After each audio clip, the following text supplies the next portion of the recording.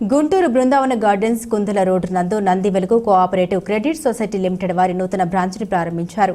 ఈ కార్యక్రమంలో ముఖ్య అతిథులుగా తూర్పు శాసనసభ్యులు మహమ్మద్ నజీర్, పశ్చిమ శాసనసభ్యులు గల్లా మాధవి మరియు పలువురు ప్రముఖులు పాల్గొన్నారు. ఈ సందర్భంగా వారు మాట్లాడుతూ అన్ని రకాల లోన్ సౌకర్యం కలదని మరియు ఫిక్స్డ్ డిపాజిట్పై వడ్డీ 12% కలదని, gold loans, house loans, fixed డిపాజిట్లు లోన్స్ కలవని ఈ అవకాశాన్ని గుంటూరు నగర ప్రజలు మరియు పరిసర ప్రాంతాల ప్రజలు వినియోగించుకోవాలని ఈ సందర్భంగా వారు తెలిపారు. మారుతున్న ప్రజల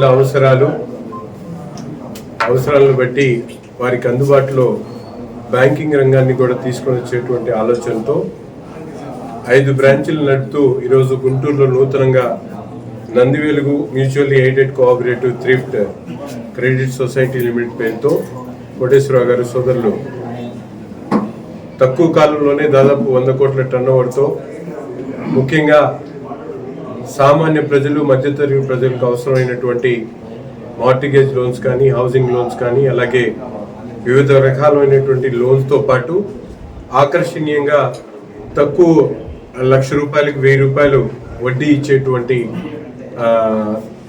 ఈ స్కీమ్ని కూడా ఈరోజు ఈ బ్యాంక్లో ఇంట్రొడ్యూస్ చేస్తూ ఈ ప్రాంతంలో అనేక ప్రజలందరికీ కూడా అందుబాటులో ఉండేటువంటి విధంగా గోల్డ్ లోన్స్తో అన్ని రకాల బ్యాంకింగ్ సర్వీసెస్ ఇస్తున్నటువంటి నంది వెలుగు బ్యాంకు ముందుకు సాగాలని, మరింత డెవలప్ అవ్వాలని చెప్పి కోరుకుంటూ చైర్మన్ కోటేశ్వరరావు గారికి హృదయపూర్వకమైనటువంటి శుభాకాంక్షలు తెలుపుతాము.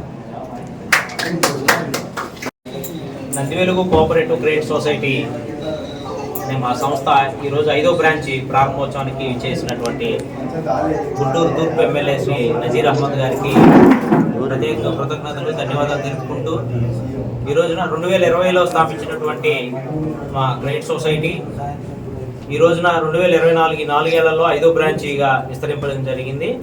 అలాగే ప్రజలందరికీ కూడా వాళ్ళ అవసరాలు రీత్యా అన్ని రకాల రుణ సదుపాయాలు, గోల్డ్ లోన్స్, మార్టిగేజ్ లోన్స్, అలాగే లాకర్ సదుపాయాలు కూడా ఉన్నాయి మా ప్రతి బ్రాంచ్లో.